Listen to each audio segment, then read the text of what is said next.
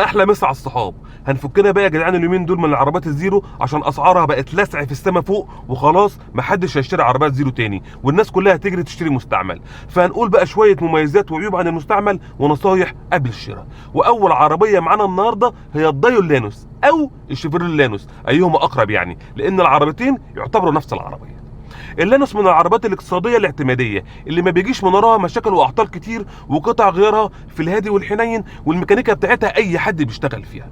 من جوه العربيه قعدتها مريحه شويه، التابلو بتاعها متواضع الى حد ما، التكييف بتاعها ثلاجه، موتورها 1500 سي سي، لما تشغل التكييف بيحمل قوي على الموتور، والعربيه كتير من عزمها بيروح، بس اللي يشفع لده ان التكييف بتاعها بصراحه ثلاجه. مشاكل اللانوس ايه؟ اللانوس فيها مشكلتين. المشكله الاولى انها بتجيب حساس شكمان كتير، كل شويه تلاقي لمبه التشيك انجن نورت وهوبا تلاقي حساس الشكمان عاوز يتغير، وده سهل في تغيره وقصته مش كبيره.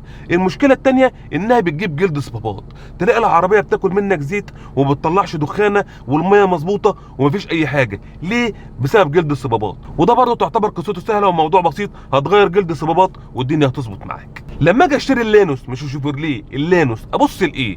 اللانوس كان بينزل منها فئتين. الفئه الاولى اللي هي الفئه الفاضيه، اللي كانت بتنزل بفرش بيبان بلاستيك وازاز منافله، والعداد بتاع العربيه كان عداد سرعه وعداد حراره وعداد بنزين، بس ما كانش فيها ار بي ام، ودي فقيره قوي في الكماليات. لما اشتري الكامله بتاعتها اللي كانت بتنزل عداد فيه ار بي ام وفرش جلد واربعه ازاز كهرباء. ولو عايز اجيب الحاجه الشبابيه بتاعتها اجيب الجوليت، سواء جوليت واحد او جوليت اتنين، اللي سعرها دلوقتي وصل ل 190,000 جنيه.